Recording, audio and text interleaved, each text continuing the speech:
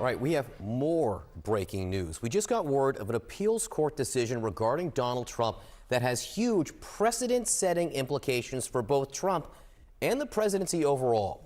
The court ruled that Trump does not have presidential immunity from lawsuits concerning January 6th.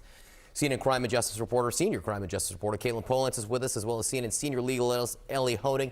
Katelyn, first, tell us about the case here.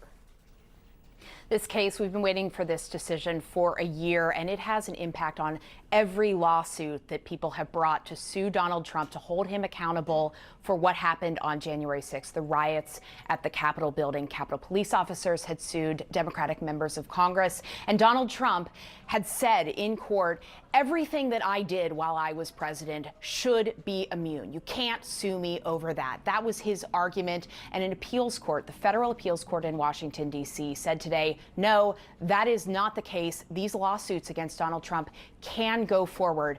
I want to read some of the things that the court wrote. They wrote that the president does not spend every minute of every day exercising official responsibilities. And when he acts outside the functions of his office, he does not continue to enjoy immunity. So they're drawing a line saying that there are things that you can do while you're president that can be held accountable in court. That is a major decision, a major evolution of what the law is. The other thing that this three-judge panel in the D.C. Circuit Court of Appeals is writing is that they are saying that there are campaign actions and there are presidency actions. And what the president does while he is campaigning for re-election, including that rally on January 6th, that can be considered a campaign action, and that is something that you can move forward with lawsuits against. There are things that a president does as president that you can't sue over, that he does enjoy immunity over, but not in this situation.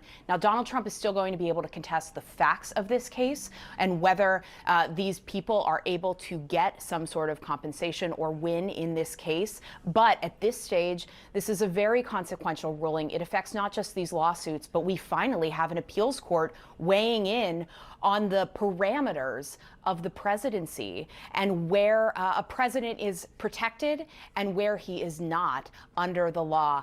Very well could be something that the same appeals court is asked to look at in the coming weeks related to Donald Trump's criminal case. And of course, this is the sort of decision that is very likely to go to the Supreme Court as well if Donald Trump wants to take it there. Katelyn, stay with us for just a second. I want to go to Elie Honig now. Katelyn just laid out why this is so significant. There is this thing that we have here in America. No one is above the law. A lot of people think of that in the criminal sense. But this court, and correct me if I'm wrong, is saying this is also applicable in the civil sense with civil lawsuits, and the president cannot get away with, can be sued by anyone if it's not a part of his capacity as president. Is that how you read this, Elie? Right, Sarah. So this is an enormously consequential decision, and let me explain why. When it comes to this notion of immunity, there are some things we do know and some things we do not know. Here's what we do know. A federal official, the president on down, cannot be sued civilly if the conduct has something to do with their actual job, if it has something to do with the president acting as president, something to do with a federal prosecutor like I once was, acting as a federal prosecutor. But if it's outside of the official job, then yes, you can be sued. And what the Court of Appeals has said here is because what Donald Trump did in and around January 6th was outside the scope of the presidency, yes, he can be sued. Now, here's the bigger issue that Katelyn was referencing. Donald Trump is currently making a similar argument with respect to the criminal charges pending against him in Washington, D.C. relating to the 2020 election, and he probably will make similar arguments elsewhere. We do not yet know, but we may find out, whether there is such thing as criminal immunity for a federal official like the president. But this is a really important decision because even if there is such thing as criminal immunity, now we have a Court of Appeals saying even if criminal immunity exists, it wouldn't apply to Donald Trump because what he did relating to January 6th was outside the scope of his official job as president. So big ruling because Donald Trump can now be sued civilly. And it also, I think, gives us some insight into what could happen in this argument in the criminal context, too. Is this also significant, Elie, not just for Donald Trump, but just also for the office of the presidency? Yeah.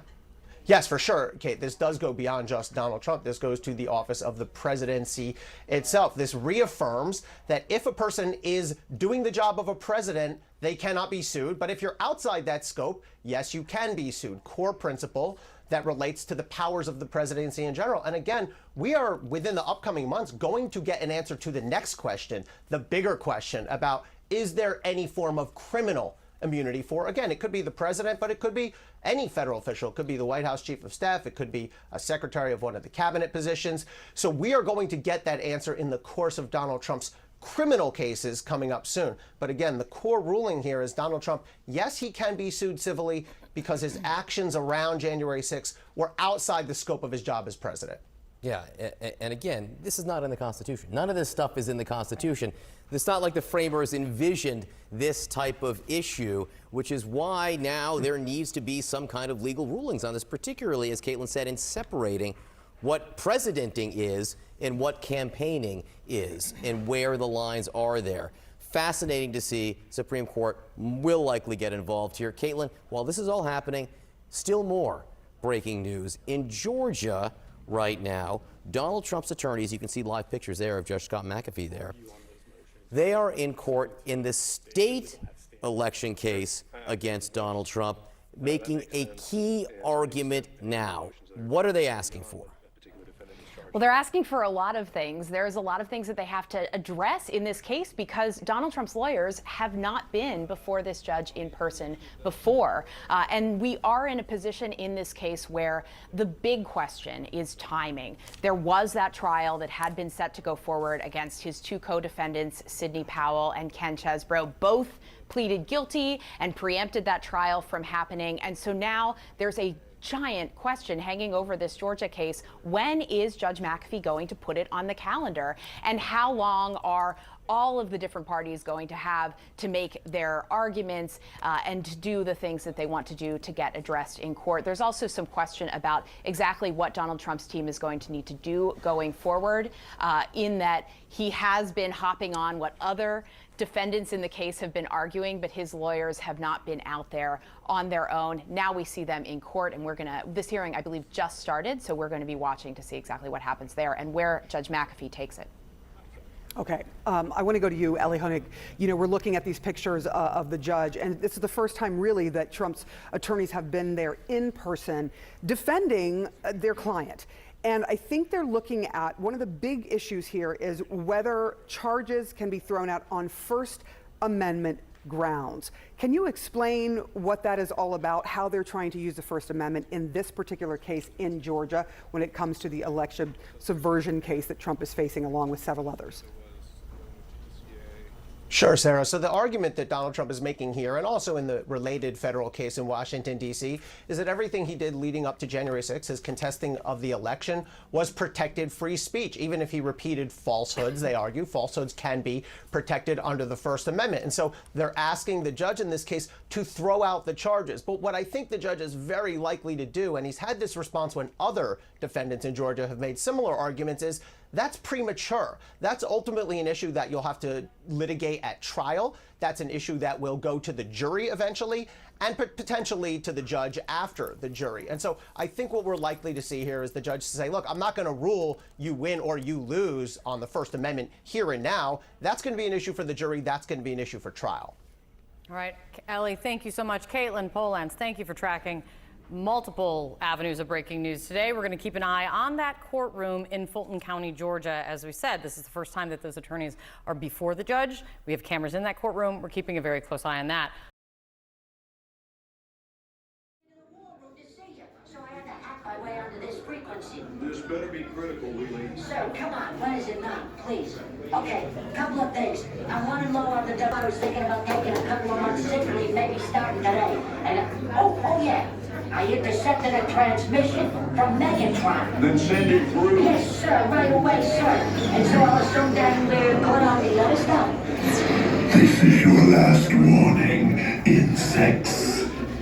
Relinquish what remains of the Allspark. So who's the insect? You? What? Who's the insect? Protect you. They will defeat it on our world, and we will defeat them here. The get trapped. Ambush was just a diversion. Security teams bring up. Rabbit, she's already inside. Deeds. Give me an update on that reserve. Boss readiness. What was his name? What was it? Evac, sir. Right, evac.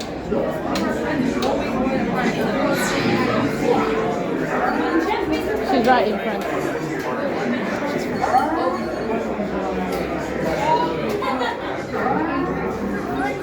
We are facing a heavy, sustained attack. They appear to be after the All-Spark aircraft. General, General! Need to immediately evacuate. Hold on. National security advisory. Stay down. Check it out. There is a celebration. The amateurs on a suicide mission.